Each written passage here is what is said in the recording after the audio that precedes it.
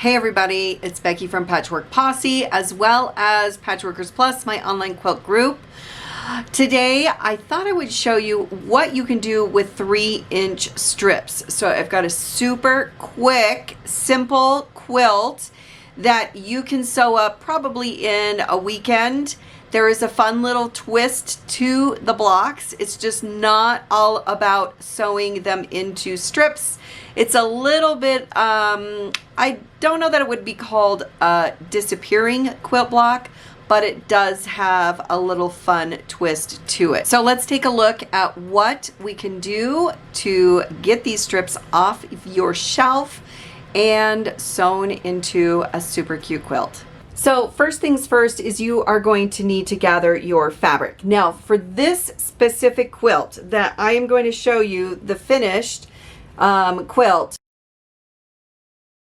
I used seersucker fabric.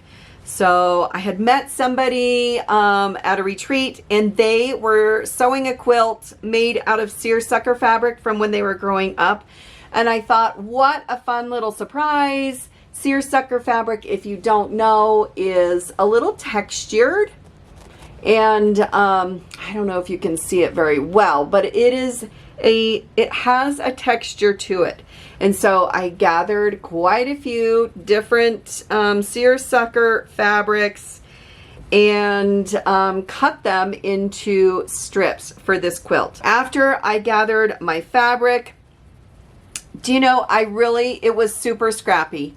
I wasn't worried about too much of the color. I was a little afraid of the black, but it is a nice addition to the quilt. So don't be afraid of mixing and matching, just like with a regular scrap quilt. Just have some fun. So everything got cut up into 3-inch strips. And some of this was, you know, width of fabric. So I had really long strips. And I just started sewing sets of 4 together.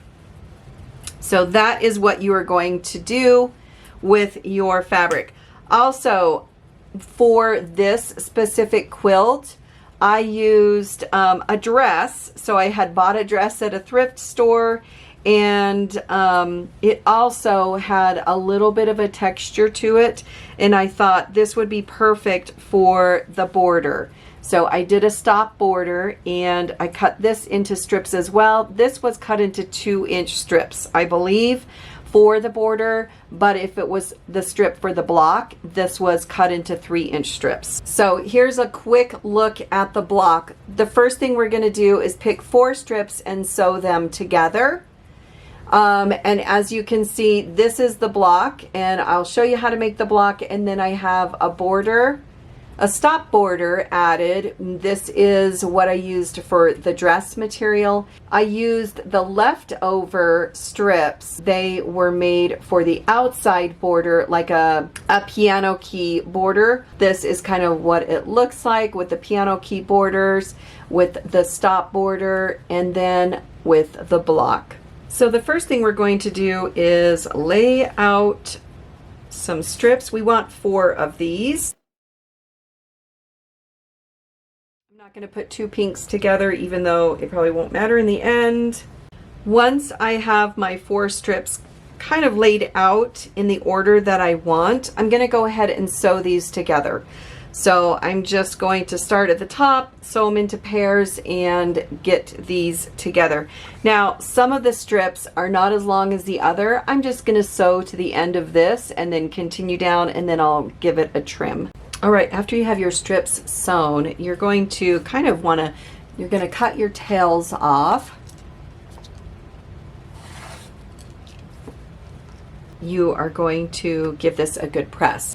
I pressed all of my seams in one direction. Makes it a little bit easier. Now that it is pressed, we are going to cut this into a square. You'll want to square up one side to make sure that it is nice and straight. And then from here, you are going to cut it the same length as this measurement. So if you want to, you can go ahead and measure that and then cut your square.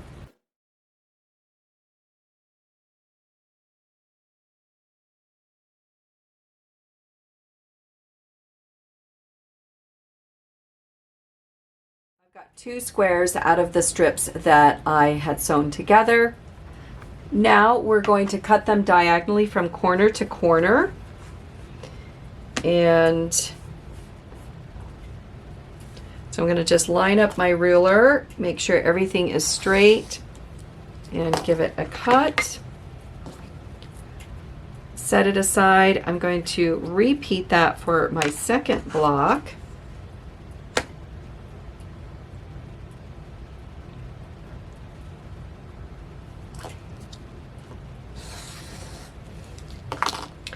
Now from here, you can decide how to play with your squares. Now I've got 2 that have similar fabrics on the outside, large pieces like this.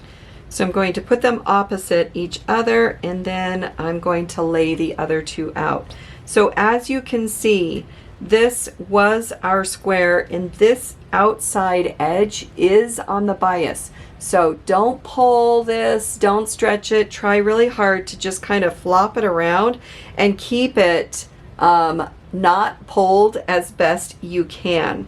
Now when you have multiples of these, you can start mixing and matching. So these 2 can be the same, and if you wanted to do these 2 from another pair, so you don't have like fabrics touching each other, you can try to arrange your blocks that way. But since I had 2 blocks, I am just going to sew these together. So the first thing we're going to do is we are going to sew these 2 as a pair and these 2 as a pair. So I'm going to flip it so they are right sides together. I'm going to line up the corners. I'm going to line up this edge, and I'm going to line up this edge as best as I can. This is the side I'm sewing, so I can go ahead and pin this. And I can go ahead and pin this side as well. Again, I want to line up this corner, line up that point. Try really hard not to pull or tug on this. You don't want to stretch that bias edge out. So now I'm going to take this to the machine, and I'm going to stitch all along both of those sides. With both of them sewn, I can open them up and then flip this so they are right sides together. I'm going to take this and move the seams so they are opposite, so this will nest really nicely. I'm going to put a pin in there to hold it. And now I just want to line up this edge and the point, and line up this edge and the point.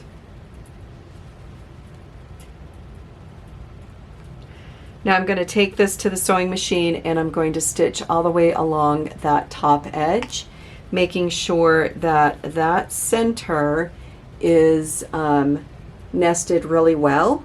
None of your other seams are going to line up, so that is the seam that you really do want to pay attention to, that center one. When you're ironing this, just make sure you're not pulling on this too far. You don't want to tug these out of shape, because again, this is all bias on the outside, so this is just a little bit tricky. You just need to try hard not to pull on it, because it will stretch and get a little disfigured. So after you have this all pressed, the next thing we're going to do is square it up. When you are squaring this up, what you can do is wait until you have all of your blocks done. When you have all your blocks done, you can see what the smallest block is, and then square up all the other blocks to that size. So right now I can trim off a little bit and have a 1/2 inch. So I'm just going to line it up on the mat here, and I am going to start trimming so they all are kind of the same. You can watch your points to make sure that they are in the corners of where you are planning on cutting. I've got my Sew Tights ruler, and so that really helps make the ruler stay in one place and doesn't let it shift around. Once I have one edge cut and trimmed, I can move to the other side. You just want to make sure that all of your blocks are the same size. So with those two edges cut, I can go ahead and trim up the other sides.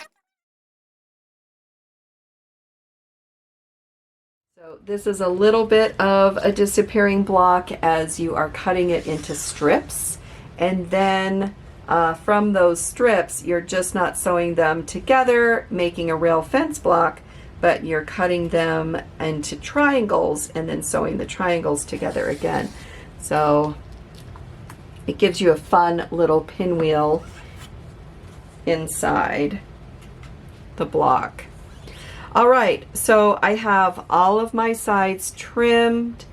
What I'm going to do next is finish all the blocks, and I can start putting this quilt together.